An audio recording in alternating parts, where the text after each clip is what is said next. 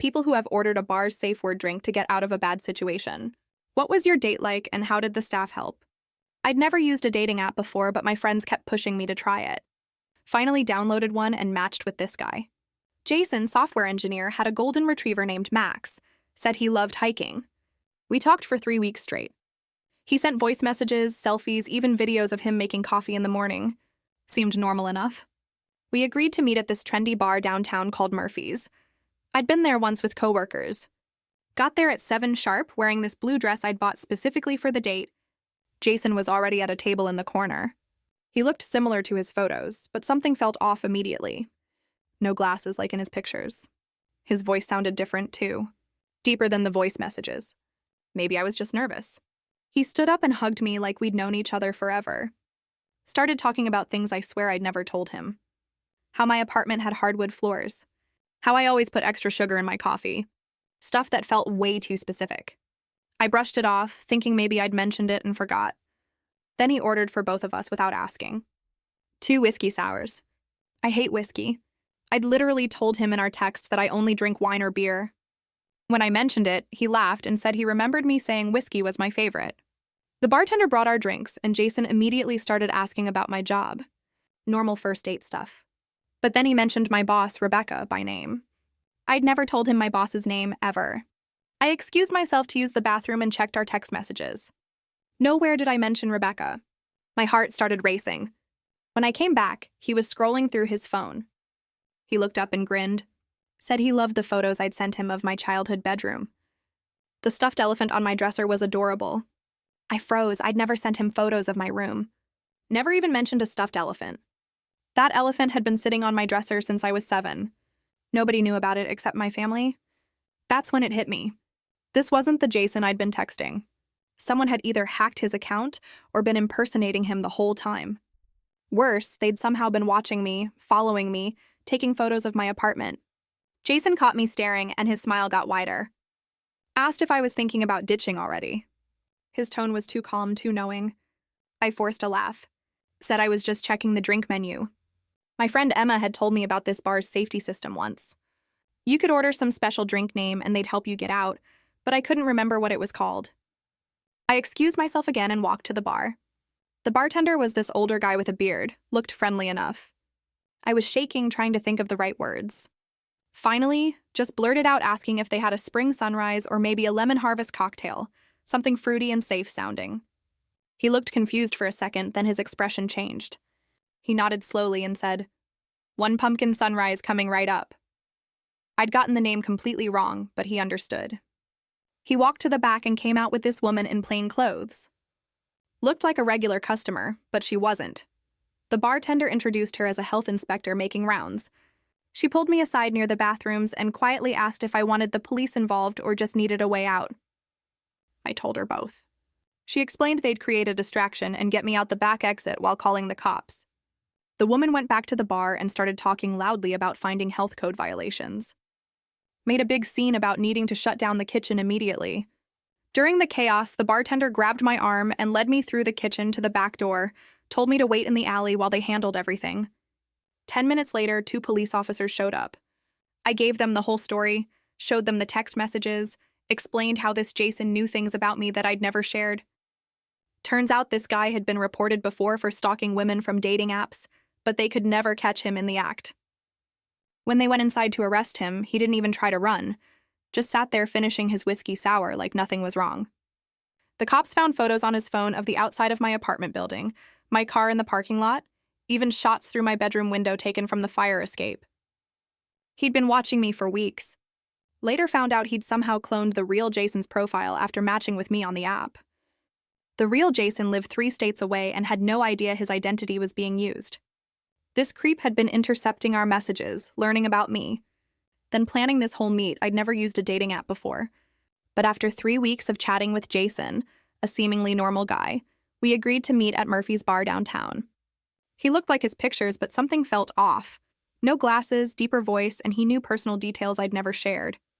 He ordered whiskey sours, my least favorite drink, then mentioned my boss's name and praised photos of my childhood bedroom that I'd never sent. It hit me this wasn't the Jason I'd been texting. Someone had been impersonating him and stalking me. My heart pounding, I excused myself to the bar, trying to remember a secret phrase my friend Emma told me about, a safe word drink that signals staff for help. I nervously blurted out something like pumpkin sunrise. The bartender's expression changed. He sent out a plainclothes woman who discreetly asked if I wanted the police called or just a safe exit. They created a loud distraction about health violations, and the bartender led me through the kitchen to the back exit. Minutes later, police arrived. I showed texts and evidence of stalking. Jason, or the imposter, didn't resist arrest and was found with photos of my apartment, car, and even bedroom windows. He had cloned the real Jason's profile from 3 states away. Thanks to the bar's safe word system, I escaped unharmed and security cracked a dangerous case. Story. My wife refused to sit next to me at an elite party. "You're just a cleaner," my wife said. But she went pale when a luxury car pulled up and a billionaire stepped out, calling me his son. What I did next left everyone speechless. Chapter 1: The Party and the Insult. The ballroom glowed with chandeliers and polished marble, a place designed for power, money, and appearances. Everyone wore tuxedos and gowns that cost more than a year's rent, laughter spilling across crystal glasses. I stood quietly near the entrance, adjusting the sleeves of my modest suit. It wasn't designer, but it was clean and pressed, respectful. When I spotted my wife across the room, she was laughing with a circle of her friends. I walked toward her, ready to sit by her side. But as I pulled a chair close, she froze. Her face twisted into a mask of disdain. "Don't sit here," she hissed under her breath. "You're just a cleaner. This is for people who matter." Her friends stifled laughter. My chest tightened, but I said nothing. I simply looked at her, the woman I had loved, who now treated me like dirt under her heel. She turned her back on me, whispering to the group. I felt the sting of humiliation burning, every eye on me as if I were an uninvited guest in my own marriage.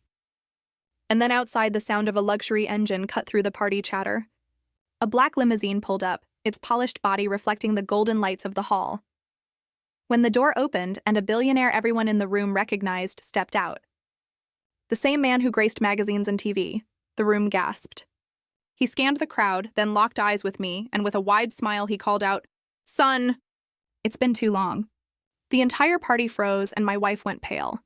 Chapter 2: The billionaire's arrival. Gasps rippled across the ballroom as the billionaire walked in, his polished shoes clicking against marble floors. Conversations halted. Champagne glasses froze midair. And even the orchestra softened their tune. Everyone knew who he was. A man whose fortune spanned industries. A face that graced business magazines and global headlines. But instead of heading toward the hosts or shaking hands with elite guests, he strode directly toward me.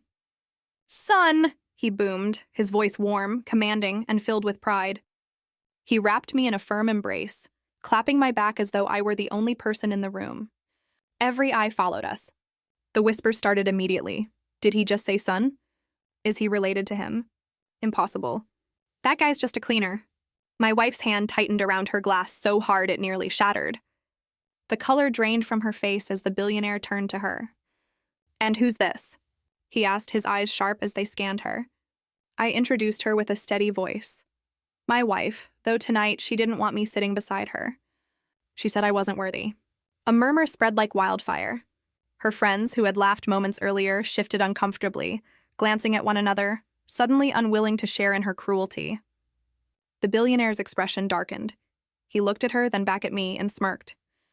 "Funny, because everything you see here, this hall, this event, even the luxury cars outside, they're under my company's umbrella, which means my son's."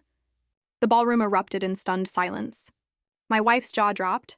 Her friends' smug smiles dissolved. And the hosts scrambled to show me the respect they had denied moments earlier. And as I straightened my suit, meeting my wife's terrified eyes, I knew the night had only just begun. Chapter 3: Turning the Tables. The ballroom. Moments ago, filled with polite laughter and gossip, had turned into a silent theater, and my wife stood at the center of it, her face drained, trembling under the weight of her own arrogance.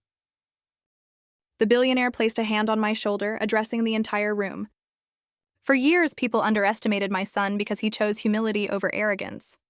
But tonight, let me make something very clear. Everything I've built, every company under my name, every luxury you see here belongs to him as much as it belongs to me. The words rang out like a verdict, Gasps rippled again, and people began rising from their chairs, approaching me, not with mockery, but with respect. Eager handshakes, warm congratulations. And my wife. She shrank back, her glass slipping from her hand and shattering against the floor. One of her friends, the same one who had laughed when she called me just a cleaner, whispered just loud enough for those around to hear. You slapped away the man everyone here wishes they could call family laughter. But not at me, at her. At the woman who had chosen cruelty over loyalty. I stepped forward, my voice calm, but carrying through the hall. Tonight, my wife wanted to erase me with a single sentence. Just a cleaner. But I'd rather be a cleaner than someone who dirties their marriage with betrayal and greed. The crowd erupted. Gasps, murmurs, a few claps from those who respected honesty over pretense. Her pale face told me she knew what was coming next. Because the party wasn't just about revealing who I really was. It was about revealing who she really was. And by the time the night was over, she wouldn't just be humiliated. She'd be finished. Chapter 4. Exposing my wife. The room belonged to me now. Every whisper, every gaze, every ounce of attention had shifted. My wife, once basking in the approval of her friends, now stood in a spotlight of shame. I cleared my throat and raised my glass. Since my wife wanted to put on a performance tonight, let me finish it for her. I reached into my jacket and pulled out my phone. With a simple tap, the screen lit up and projected onto the hall's massive display were her own words. Screenshots of texts, conversations between her and her sister, mocking me as a nobody, calling me dead weight, and laughing about how she'd trade up once she secured a richer man. Gasps filled the hall. Chairs scraped as people leaned in. Some shook their heads. Others openly covered their mouths. My wife's hand shot up as if she could block the words with her palms. Stop. Please turn it off. But it was too late. The damage was done. The room had seen her for what she truly was. The billionaire beside me chuckled coldly, his voice cutting through the silence. You thought my son wasn't worthy? He's the only reason you even stepped foot into this party. Without him, you'd still be waiting tables for tips. The truth stung harder than any slap. Her friends, who once laughed at me, now stepped back from her as if betrayal were contagious.